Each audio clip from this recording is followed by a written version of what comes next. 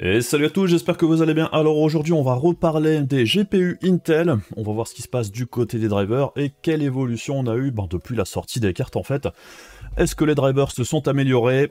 Eh bien voyons voir tout ça juste après la petite sponsor, allons-y, c'est parti. Vous avez acheté ou monté un nouveau PC, vous avez besoin d'une clé Windows ou de la dernière version d'Office, alors n'hésitez pas à profiter des offres de chez Godil24, avec par exemple 50% de réduction sur les clés Windows avec le code de la chaîne VCG50, et si vous cherchez la dernière version d'Office ou un bundle Windows plus Office, vous pouvez avoir 62% de réduction grâce au code VCG62. Et sur le site, vous trouverez en bas de la page de l'offre les instructions pour passer commande avec toutes les étapes et comment utiliser leur moyen de paiement par PayPal. Et une fois le paiement validé, en quelques minutes, vous recevrez là ou les clés que vous avez commandées par email, ainsi que les instructions pour les utiliser, donc pensez bien à vérifier dans votre répertoire spam, au cas où le mail s'y trouverait. Et si vous rencontrez un problème quelconque, n'hésitez pas à contacter l'assistance 24h sur 24, 7 jours sur 7 qui vous accompagnera en cas de problème. Tous les liens seront dans la description de la vidéo et comme d'habitude, merci à vous si vous achetez une clé car ça permet d'aider la chaîne tout en ayant pour vous quelque chose en retour. Et également merci bien sûr à Godil24 pour sponsoriser cette vidéo. Alors les GPU Arc d'Intel, ça fait environ 9 mois maintenant qu'ils sont sortis, et on se rapproche donc de leur anniversaire, et oui, le temps passe vite, et j'avais testé la 770 peu après sa sortie, après avoir utilisé la carte pendant environ un mois sur ma config de tous les jours, et dans l'ensemble, ça s'était quand même relativement plutôt bien passé. Malgré tout, les conclusions du test à l'époque, c'était surtout que même si dans les jeux récents les cartouches Intel se comportaient relativement bien, c'était pas parfait pour autant. Il y a des petits problèmes par-ci par-là, des comportements étranges dans certains jeux, et dans les jeux plus anciens, au moment de la sortie, c'était la catastrophe totale dans pas mal de jeux, et même les drivers eux-mêmes n'étaient pas franchement terribles, niveau interface et fonctionnalité, et on avait mis aussi des jeux comme GTA V, CSGO et d'autres, où les performances étaient tout simplement catastrophiques. Et même si Intel aime beaucoup communiquer sur le performance prix de ses cartes en citant souvent la RTX 3060 en opposante, j'ai jamais trouvé que c'était très pertinent comme comparaison, vu que la 3060 a toujours été vraiment très mal placée au niveau du performance prix dans le commerce, et même encore à l'heure actuelle, en dehors de quelques promos qui parfois rendent la 3060 plutôt acceptable, ça reste malgré tout pour moi une comparaison plutôt biaisée, et surtout qu'Intel semble totalement occulter le fait qu'AMD existe aussi sur le marché des GPU, et qu'en réalité AMD propose eux aussi un performance prix équivalent à ce que propose Intel, mais avec moins de problèmes côté driver.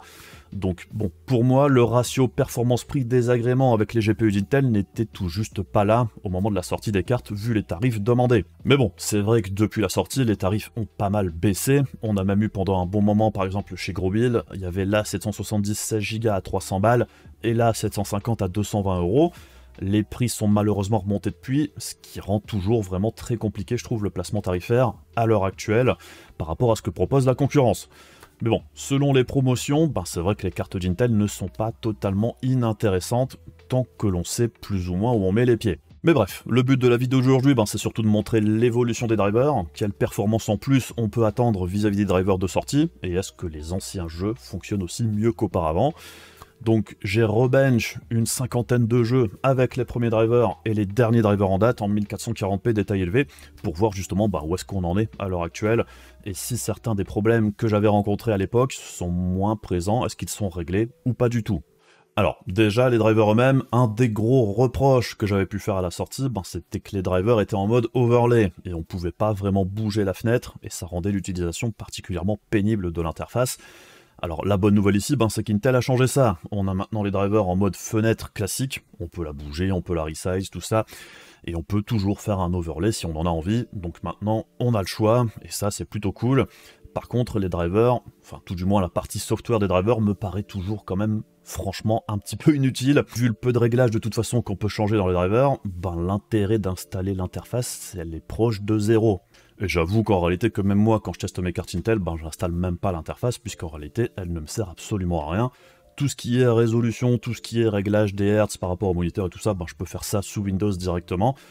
Et de toute façon, les drivers renvoient vers Windows quand on veut les changer, donc en réalité, toute la surcouche utilisateur, toute la surcouche interface des drivers, pour moi, elle est totalement inutile. Un des autres problèmes que j'avais relevé à la sortie des cartes, c'est la compatibilité avec les cartes de capture, et ça, malheureusement, c'est toujours pas réglé.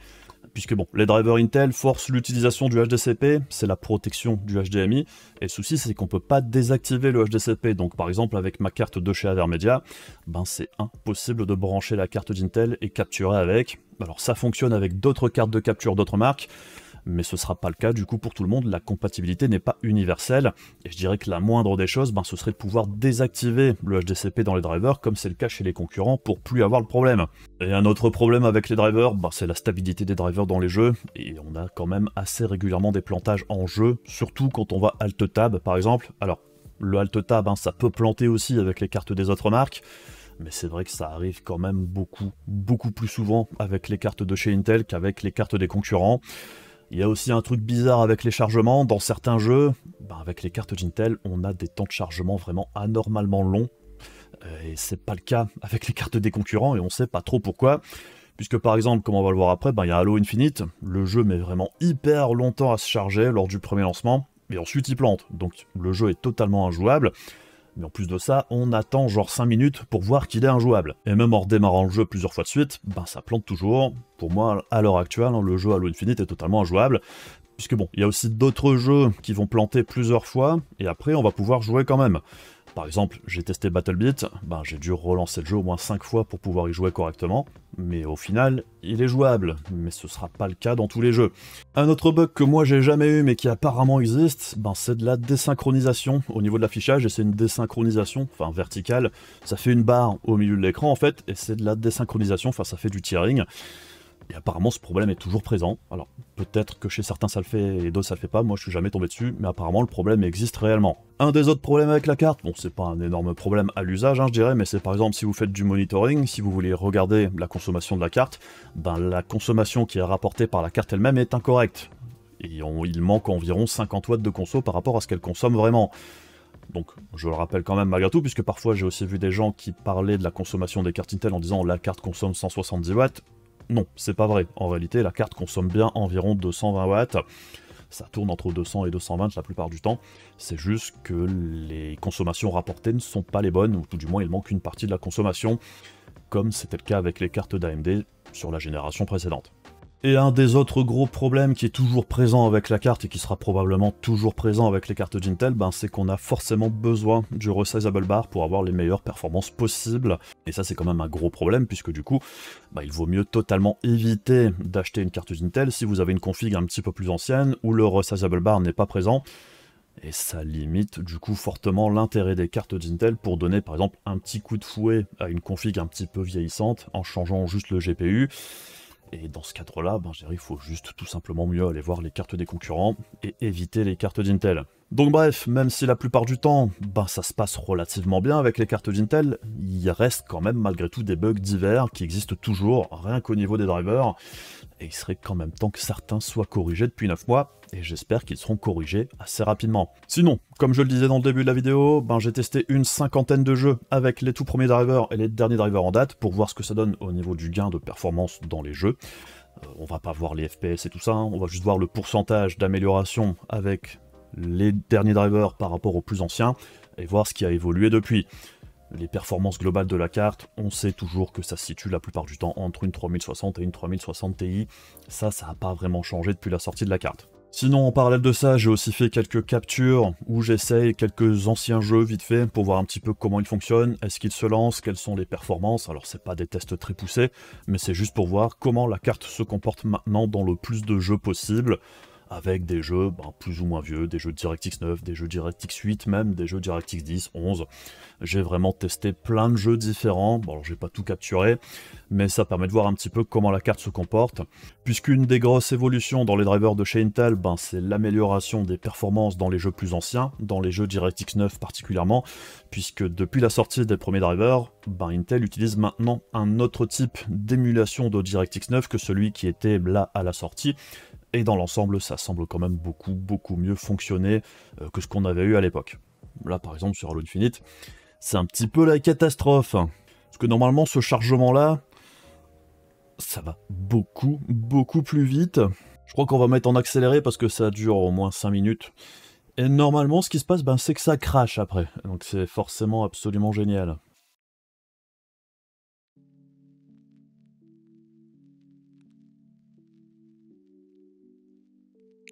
Alors, on arrive aux 3/4, hein. C'est incroyable. Là, en temps réel, on doit pas être loin des 3 minutes 30, hein. Donc c'est absolument génial. Bon, alors là, vous voyez pas la barre, mais ça s'excite un petit peu sur le bas, ça accélère. On est à plus de 4 minutes maintenant, et on arrive au bout. Donc là, voilà, voilà. Attention, attention. Hop, hop, hop, hop, hop. Bon, normalement, avec les autres configs, ça prend à peu près... allez, 20-30 secondes, grand maximum. Donc, hop. Ça passe à et voilà. Et ça, ben, ça fait ça avec tous les drivers. Donc, on peut relancer le jeu. Bon, là, il n'y a plus le chargement. Il y a des jeux comme ça, où ça charge et après, ça marche.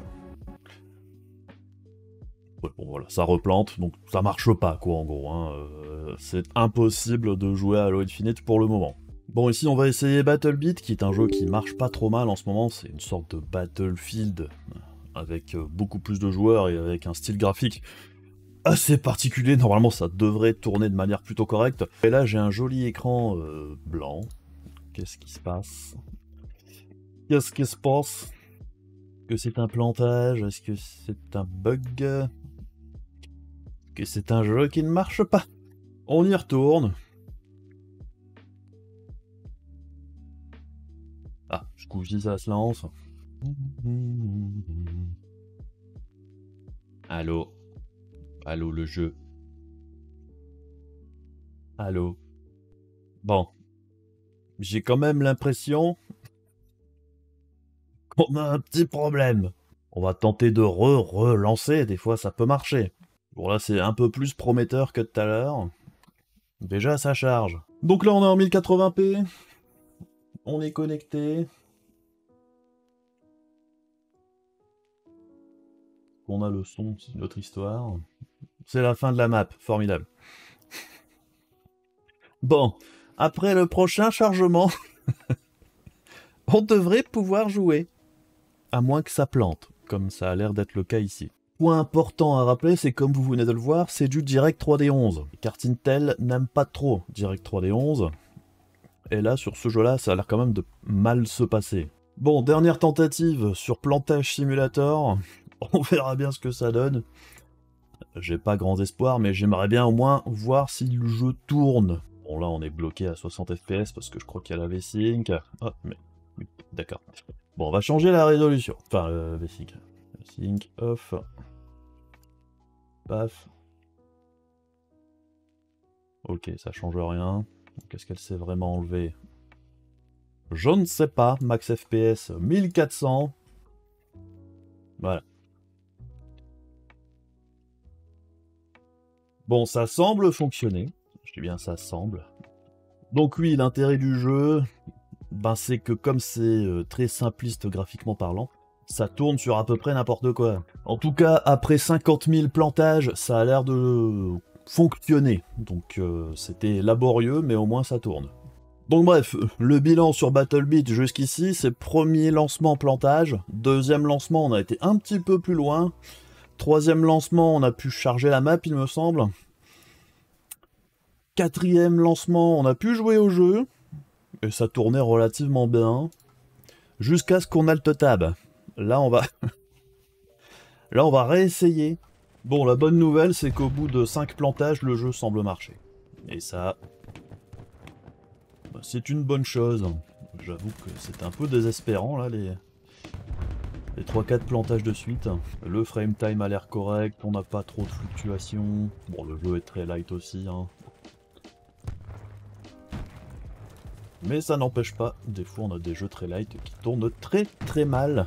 Enfin bref, si vous aimez bien les Battlefield-like, où il y a un peu plus de monde que dans le Battlefield actuel, ça coûte 15 balles, c'est pas trop mal comme jeu.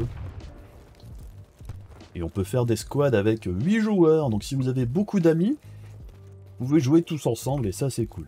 Bon alors, Bioshock Infinite, ben ça a l'air de plutôt bien se passer. Là c'est le début du jeu, le jeu reste quand même très joli je trouve hein, pour son âge, ça reste encore très très propre. Alors c'est un peu vieilli du côté des personnages principalement, mais c'est vrai que la direction artistique a toujours été plutôt cool, là ça a toujours l'air de tenir la route. Donc ça fait plaisir, ça donne limite envie d'y rejouer. Alors au niveau des FPS, ça fluctue quand même pas mal, hein, j'ai l'impression. Dans les zones ouvertes là, on voit qu'on a fait le yo-yo entre quasiment 300 et 140 FPS, ah bon ça reste largement jouable. Mais je pense que comme beaucoup d'autres jeux avec les cartes Intel, bah, faut caper à 60 FPS, et là c'est stable, tandis que si on laisse les FPS un petit peu fluctuants, ben, je pense qu'on peut avoir des grosses variations, ce qui peut être un petit peu pénible. Par exemple là on voit qu'on a 300 FPS, et on se retourne, on perd 100 FPS, on avance dans la rue, on descend encore. Donc c'est vraiment... Enfin c'est jouable, hein, c'est vraiment hyper jouable, hein, je pense que ce jeu là ça passe sans problème. C'est vrai que là voilà, on passe même sous les 140 FPS par moment. Donc c'est... ouais, c'est fluctuant, mais ça passe large. Faut caper les FPS, c'est tout. Donc là ensuite on va regarder ce que ça donne sur Deus Ex Human Revolution. Alors j'avais essayé le jeu en stream, donc je sais déjà plus ou moins ce qui va se passer. Là c'est un jeu, le cas typique, où là en DirectX 9, le jeu tourne très correctement, ça marche très bien, avec les derniers drivers, je n'ai pas testé avec les premiers, mais la façon dont sont émulés, je dirais les renders de DirectX 3D 9 et inférieur, ben avec les nouveaux drivers ça marche mieux qu'avec les premiers. Ça c'est quelque chose, je dirais, un petit peu d'universel. Par contre, la version du jeu, si on la fait tourner en DirectX 11, là c'est la catastrophe au niveau des performances.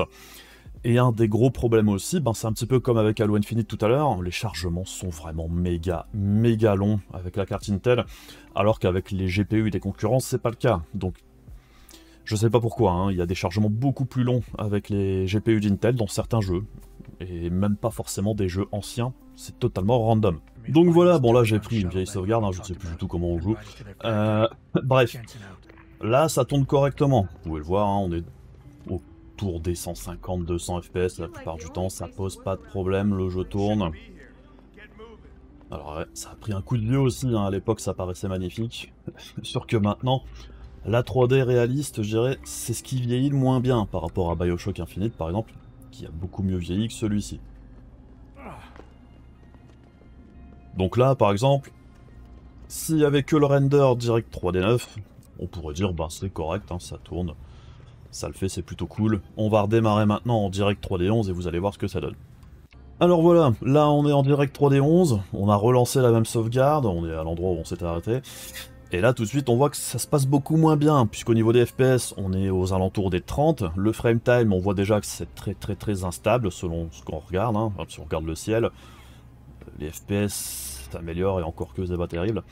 Et si on se met à bouger un petit peu, bah on voit tout de suite, bah il y a un truc qui va pas. Et on voit que par rapport à ce qu'on avait en direct 3D 9, là c'est la catastrophe. Donc heureusement qu'il y a un mode direct 3D 9 pour jouer au jeu si on a envie d'y jouer avec une carte Intel, sinon ce serait injouable totalement.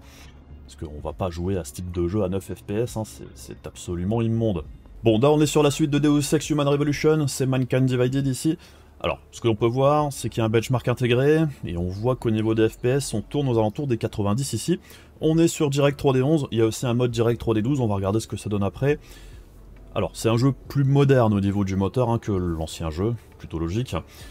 Mais c'est vrai que ça tourne pas méga bien pour une carte de ce calibre, je dirais. Normalement, ça devrait pouvoir donner beaucoup plus de FPS que ça, donc j'ai espoir quand même que le mode Direct 3D 12 offre de meilleures performances malgré tout. Bah, même si c'est juste 100 FPS et plus, hein, si ça tourne comme ça, dans tout le jeu, s'il n'y a pas de plantage et tout ça, hein, je pense que ça reste malgré tout très jouable. On voit qu'il y a quand même quelques petits stutters de temps en temps, ça doit ramouiller à certains moments dans le jeu, je pense. Comme là, on voit qu'on descend aux alentours des 90-80 FPS, c'est pas dramatique pour autant, hein, ça reste très jouable. Bon, il y a des petits à-coups de temps en temps, ouais, à mon avis. Bon, on va voir ce que ça donne en direct 3D 12, mais à mon avis, ça doit être mieux que ça. Bon, allez, c'est parti, DirectX 12. Au niveau du chargement, est-ce que ça va être plus long, plus rapide qu'en 11? Bon, c'est à peu près pareil. Et au niveau des FPS, ben c'est similaire en fait, hein, ça change pas grand-chose. C'est un peu surprenant. Bon alors après c'est du DirectX 12 à l'ancienne, hein, c'est peut-être...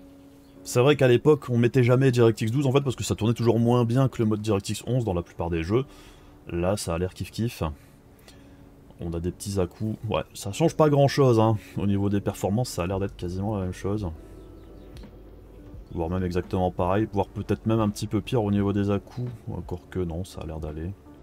Ouais, alors, c'est pas très stable hein, quand même au niveau du frame time, comme on peut le voir là, on n'a pas une barre plate comme on aime les avoir au niveau des FPS, ça fluctue un petit peu, bon, malgré tout comme en DirectX 11, hein, ça reste très jouable, mais je pense que pour avoir quelque chose de stable, vaudra mieux caper le jeu à 60 FPS, encore une fois. Bon, un classique du jeu vidéo, The Witcher, le premier. Est-ce qu'on peut skip les scènes ouais, ok.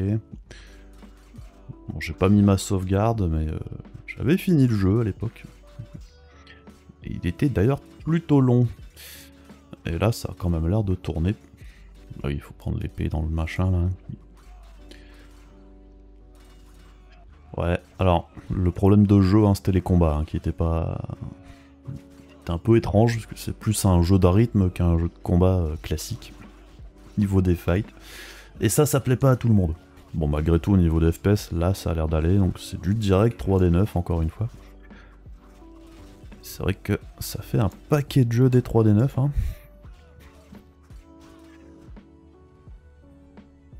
Ouais.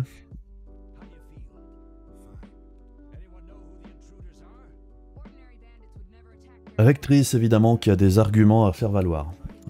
Comme on peut le voir ici. On va passer à un autre jeu. Bon alors après Witcher 1, voyons voir ce que ça donne sur Witcher 2. C'est aussi un jeu direct 3D9. Puisque bon, si vous vous dites un jour, ben tiens, j'aimerais bien faire la saga The Witcher sur PC, il y a forcément un moment où vous allez vous taper le 2. Et donc, comment ça tourne? Alors c'est plutôt bas hein, déjà au niveau des FPS je trouve. Parce qu'on est que à 65 FPS. Et là aussi, hein, c'est pareil avec les cartes des concurrents, je pense qu'on a quand même bien plus que ça sur ce jeu-là. Parce qu'il commence à avoir quelques années quand même. Hein. Il n'est pas tout récent, The Witcher 2. Donc à mon avis, ça doit rester jouable, hein. Ça a l'air ok tiers, mais c'est vrai que ça peine quand même à passer au-dessus des 60 FPS. Hein. Ce qui n'est normalement pas normal avec une carte aussi performante. Malgré tout, il n'y a pas l'air d'y avoir de gros stutters ou de trucs du genre. Ouais, quand même de la belle chute de FPS, hein, selon ce qu'on regarde. Je serais pas très surpris que dans les zones les plus ouvertes du jeu, ça tombe dans les 40 voire 30. Parce que là, ici, c'est pas spécialement la zone la plus ouverte non plus. Hein. Donc oui, c'est du direct 3D9, mais on a vu mieux. Bon alors, un vieux classique, GTA 4, c'est du direct 3D9 aussi, on va voir si ça fonctionne bien. Puis on va aussi du coup essayer GTA 5 après pour voir ce que ça donne. Même s'il me semble qu'Intel a amélioré les performances sous GTA 5 aussi, malgré le fait que ce soit un jeu direct 3D 10 et 11 au choix, alors je sais pas s'il y a une différence entre les deux. Bon là pour GTA 4, ça a l'air de fonctionner correctement. J'avais oublié à quel point la conduite dans le jeu était immonde. Les voitures sont super lourdes. Mais ça a l'air de fonctionner. Hein. J'avoue que là, plus de 200 FPS, le frame time a l'air ok. Ça doit être jouable sans trop de gros problèmes, ce qui est plutôt une bonne nouvelle. Ah, petite baisse quand même ici, dans les 100 FPS. Rien de dramatique pour autant, hein. Je pense que tant qu'on reste au-dessus de 60, ça passe large. Donc à mon avis ça doit aller, mais je pense que comme dans beaucoup de jeux un petit peu vieux, ben ça fluctue de temps en temps, donc comme d'hab, mettre un cap de FPS pour résoudre un petit peu le problème. Bon alors GTA V, j'avais essayé le jeu à l'époque hein, quand c'était sorti, là c'est le benchmark intégré, et quand les cartes Intel étaient sorties avec les premiers drivers c'était une catastrophe. Bon là on a vu qu'il y avait un joli... ouais. Il y a quand même des jolis spikes au niveau du frame time. Bon, ça arrive aussi avec les autres marques hein, de temps en temps, mais là c'est quand même un petit peu plus fort qu'avec les cartes des concurrents. C'est pas foufou. Ça a l'air quand même un petit peu mieux que ce que c'était à l'époque. Bon, on va voir un petit peu ce qui se passe après quand on arrive en ville. Les gens changent de trottoir. Ah ouais, là il y a quand même des jolis petits spikes là, c'est quand même bien cracra à certains moments. Je saurais pas dire si c'est mieux qu'à l'époque. Ça a l'air un petit peu mieux, je crois qu'au tout début ça ramait encore plus que ça. Alors après c'était peut-être qu'avec la config AM4, C'était encore pire, je sais pas. Là, ça a l'air ok avec la bagnole. Bon, là, en ville, hein, ça a l'air de mieux se passer qu'avec l'avion tout à l'heure. C'est un petit peu plus stable dans l'ensemble, et encore, je pense que le jeu est pas à fond au niveau des graphismes. Donc c'est quand même... c'est pas incroyable non plus. J'ai même l'impression que GTA 4 tourne mieux. Alors ça, j'avais testé en stream, c'est Sleeping Dogs. Alors Sleeping Dogs, c'est un GTA-like. Personnellement, c'est un jeu que j'aime beaucoup. Si vous ne l'avez jamais fait, ben, vous pouvez l'essayer parce que c'est franchement un bon jeu. C'est du Direct 3D11. Et en stream, ça marchait pas. Ça plantait directement. Là, je l'ai relancé par curiosité. C'est exactement la même config, j'ai rien changé, c'est les mêmes drivers. Et là, ça fonctionne. C'est vrai que du côté des drivers Intel, ben, y a quand même un certain côté aléatoire par moment. Alors peut-être que j'avais pas relancé le jeu assez de fois, un petit peu comme avec BattleBeat, qui a fonctionné au bout de 5 relancements. Peut-être que là, c'était pareil, hein. Mais là, ça a l'air de fonctionner. Ça a l'air de marcher correctement ici. Ce qui est plutôt cool, hein, parce que j'ai fait toute l'intro avant, ça avait l'air de marcher, donc je pense que le jeu est très jouable. Bon alors, Yakuza Kiwami, c'est un remake du jeu original de chez Sega avec le nouveau moteur de Yakuza. Bon, ça commence à dater un petit peu, mais c'est un moteur qui tourne en Direct 3D11, et comme on peut le voir ici, ben, les FPS sont pas terribles.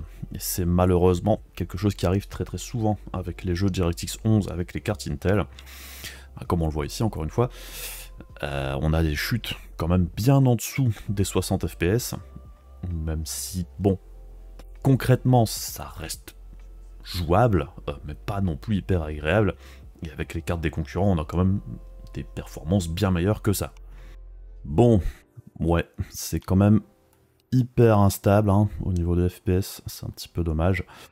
Donc, ben, j'espère vraiment qu'Intel va faire quelque chose pour les jeux avec le moteur de Yakuza, puisque par exemple, si vous avez jamais joué à la série, c'est une série que moi j'aime beaucoup, ben, il y a clairement quelque chose à faire ici, hein, pour Intel au niveau des drivers, pour améliorer les performances dans les jeux avec ce moteur-là, puisque là concrètement c'est pas génial.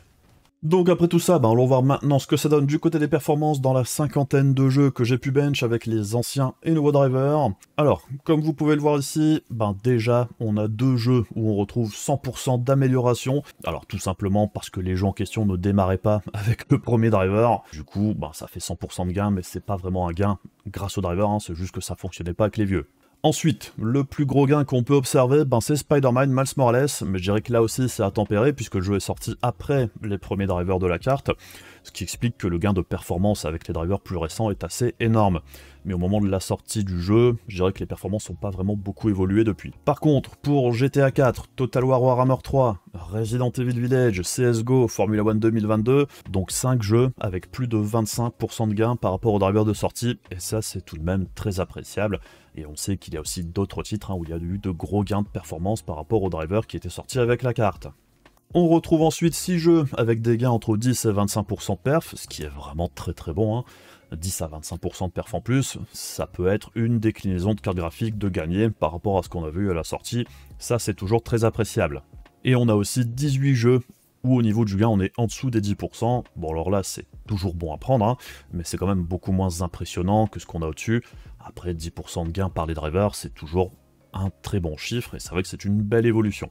Mais bon, comme vous pouvez le voir également, bah on a aussi une vingtaine de jeux dans le panel où les nouveaux drivers en fait n'apportent absolument rien, et on n'est pas si loin de la moitié des titres où les performances restent exactement au même niveau qu'à la sortie de la carte.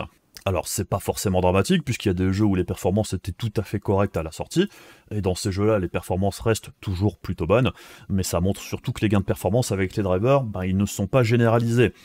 Et ça dépend vraiment beaucoup des jeux. Parce que bon, on entend aussi certains discours parfois où on a l'impression que les drivers ont énormément augmenté les performances dans tous les jeux disponibles sur le marché, alors qu'en réalité c'est pas vrai. Il y a eu de gros gains de performance dans certains jeux, et il y en a d'autres où on n'a absolument rien de plus qu'à la sortie.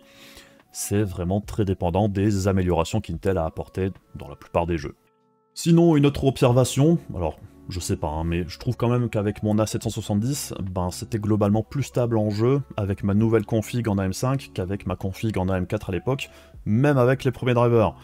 Est-ce qu'il y a une raison technique à ça? J'en sais rien, hein, mais j'ai aussi vu quelques retours passés comme quoi, ben, selon le matos que l'on utilise, on peut avoir des problèmes qui n'apparaissent pas avec d'autres configs, donc ben, il semble quand même y avoir une certaine dose d'aléatoire dans les performances des cartes ou comment elles vont se comporter selon le matos que vous allez utiliser.